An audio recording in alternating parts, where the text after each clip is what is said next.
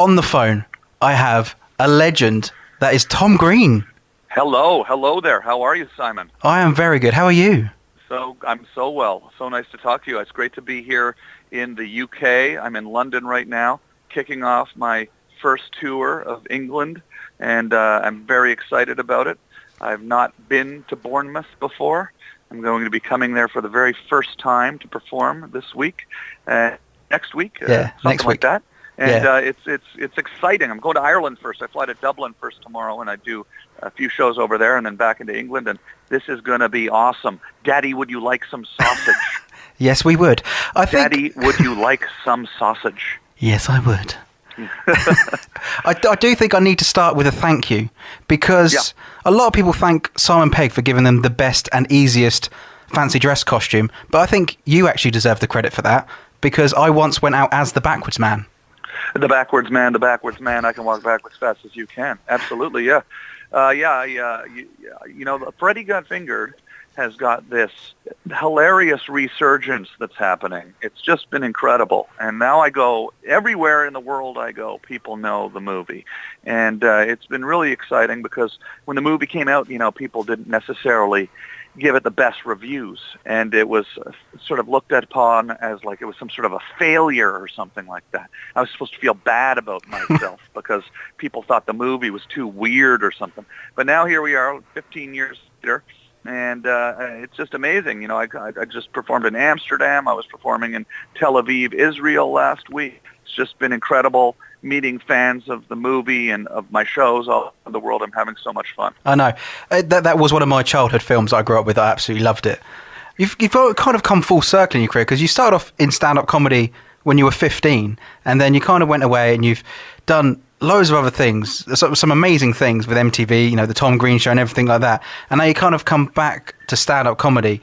Was that always like your passion? Was that always really that thing that kept you going? It was definitely always something that I loved and I wanted to do again while I was doing the Tom Green Show on MTV. And I started doing an internet television show a few years ago, about 10 years ago, actually. And I was getting feedback and emails and people calling me on Skype from all over the world. And I thought, man, I'd like to take my show to them. So that's sort of when I started doing stand-up again. And it's been really the best decision I've ever made in my life. You know, I've always been somebody that wanted to have kind of creative freedom and to be able to get up on stage and tell jokes and not having anybody tell you what to say or anybody telling you what to do. It's kind of what the Tom Green Show was always all about. We were always kind of rebelling against the system and trying to like change the way television got made. And we always had a lot of pushback from the system, you know, executives at the networks or producers saying that you can't do this or can't do that. And stand-up comedy does none of that. So I just get to go do my show, and it's going to be completely insane and ridiculous and fun. We can imagine. I mean, just from watching you throughout the years, I can imagine the stand-up being pretty intense. But how does it differ from when when you're 15? I'm guessing the sort of comedy you were coming out with is very different to now that you're in your 40s and you've had a whole life and wealth of experience. Well, you know, there's some differences for sure. I mean, I definitely have a lot more stuff to talk about, which is helpful in stand-up comedy because you want to be able to have people relate to the subject matter.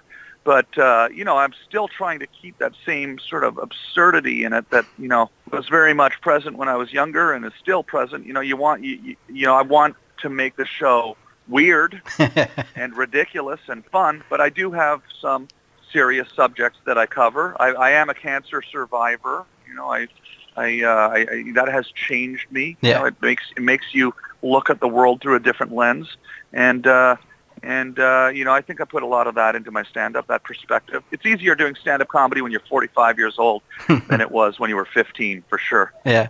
When you're performing when you're 15 years old and you know, in front of a whole audience of college students who are out there drinking and having sex, and you've never had a drink or had sex, it kind of is hard to relate to the audience. It's hard to connect. Yeah.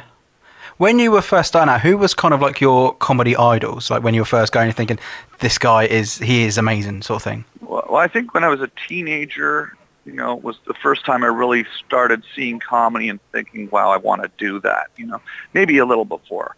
You know, when I was 13 or 14 years old, I discovered David Letterman. Yes. Before David Letterman, I would watch Monty Python and think this is the most outrageous thing I've ever seen in my entire life. And I was always sort of a fan of the more ridiculous and silly and gross and shocking scenes in Meaning of Life, Monty Python's Meaning in Life, when the fat guy was vomiting in the bucket at the end. As a 12-year-old, I was looking at that and maybe missing the overall point and just loving the silliness of it and the absurdity of it. And they used to play that Monty Python on TV on the CBC on Canadian television every night.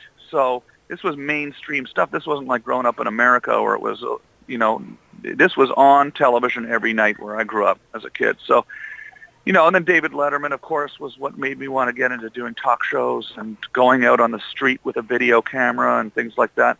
I was also a skateboarder, so I got a lot of my influences came from skateboarding and Thrasher magazine and watching skateboard videos like Animal Chin and Tony Hawk and the Bones Brigade and all of that kind of stuff, all combined with comedy, and everything came together and made me kind of want to get into this crazy business. And you've done, you've been in it for years now, and huge success.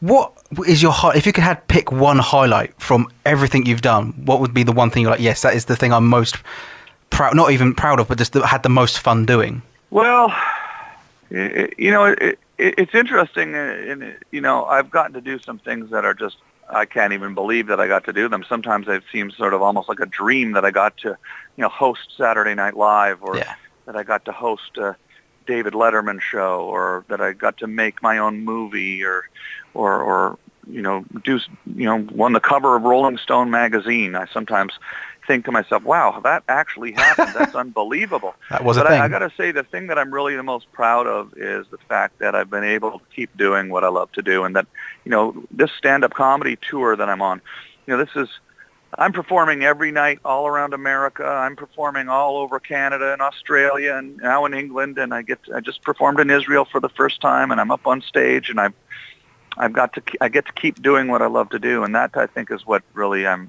proudest of, was just being able to keep it all going, because this industry is not always easy. You've got your ups and downs. Sometimes you get discouraged and you want to quit, but if you don't quit, you just keep going. You find new things that you love, and I am just really loving interacting with all of my fans around the world and doing stand-up. This is the most fun I've ever had right now.